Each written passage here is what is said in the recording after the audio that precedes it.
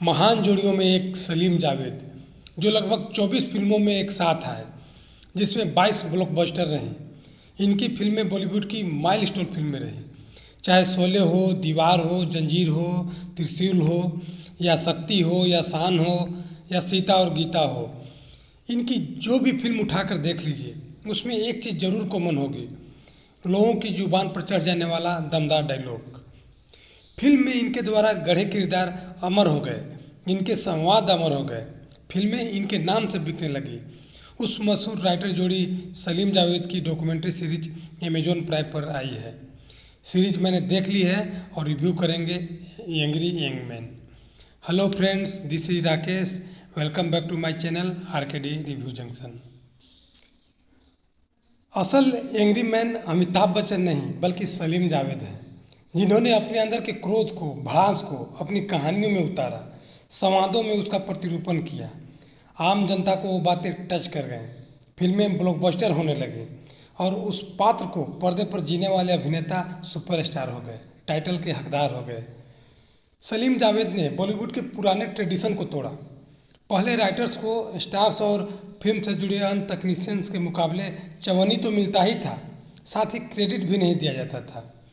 सलीम जावेद को गुस्सा इस बात से था कि जब एक गीतकार को सिर्फ एक पेज का गीत लिखने से क्रेडिट दिया जा सकता है तो राइटर को क्यों नहीं। राइटर तो पूरी फिल्म में है, शुरू से अंत तक उसी का लिखा हुआ है। इतना आसान नहीं था अपनी बात को मनवाना। जंजीर का असली एंग्री यंग मैन मैंने सलीम जावेद को इसीलिए कहा क्योंकि जब जंजीर के पोस्टर शहरों गलियों की दीवारों पर चिपक गए थे, तब इस राइटर जोड़ी ने अपने पैसे से रातों रात हर पोस्टर पर रिटन बाय सलीम जावेद लिखवा डाले। ये था एंगर, क्रोध, जिसके बाद राइटर्स को बॉलीवुड में इज्जत मिलना शुरू हुआ। इस डॉक्यूमेंट्री सीरीज में कई बड़ी बड़ी हस्तियां अपना अनुभव साझा करते दिखेंगे।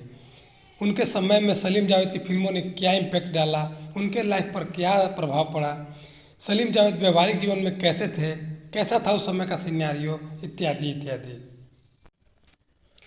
सलीम जावेद संयोग से मिले। सलीम खान एक्टर बनने के लिए स्ट्रगल कर रहे थे, तो वहीं जावेद अख्तर असिस्टेंट डायरेक्टर बनने के लिए। संयोग ही था कि उनका लॉज पास में ही था। रोज़ शाम को घूमते हुए एक दूसरे से मुलाकात हो जाया करती थी। दोनों में एक चीज़ कॉमन था कि दोनों पैदाइशी राइटर थे।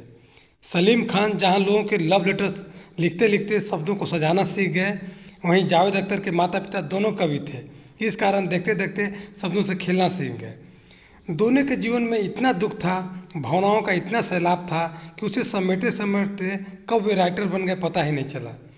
सलीम खान ने 5 से 9 साल तक अपनी मम्मी को छुआ तक नहीं, उसके नज़दीक नहीं गए, अपनी माँ के प्यार से महरूम रहे, क्योंकि उनकी मम्मी को टीबी था और उस समय टीबी लाइलाज बीमारी थी। वहीं जावेद अख्तर 15 साल की उम्र में ही घर छोड़ दिया और दोबारा पीछे मुड़कर नहीं देखा। शाम को यूं ही मिलते मिलते दोनों में दोस्ती हो गई और दोस्ती धीरे धीरे पार्टनरशिप में बदल गई और दोनों की जोड़ी ने बॉलीवुड की दिशा ही बदल डाली। लेकिन हर चीज़ में एक समय बाद ठहराव आ जाता है, इंसान थक जाता है, रिश्तों में परिवर्तन आ जाता है, क्रिएटिव डिफरेंसेस आ जाते हैं। ऐसा इनके साथ भी हुआ। जोड़ी तब तक चलती है जब तक किसी बिंदु पर दोनों एग्री हों, दोनों को महसूस हो कि दोनों एक दूसरे के बिना अधूरे हैं। किसी चीज़ में मैं परफेक्ट हूँ तो किसी चीज़ में दूसरा। लेकिन जब लगने लगे कि किसी बात पर सहमति ही नहीं बन पा रही है या किसी बात पर सिर्फ हाँ ही हाँ है, तो दोनों सूरत में पार्टनरशिप नहीं चल सकती।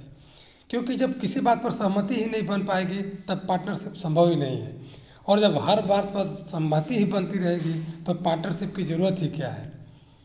बिना शोर शराबे के, बिना दोषारोपण के एक दिन दोनों ने अलग होने का फैसला कर लिया। दोनों बुद्धिमान थे, दोनों आज भी मित्र हैं। दोनों का नाम बॉलीवुड में एक साथ ही लिया जाएगा, आदर के साथ लिया जाएगा। धन्यवाद।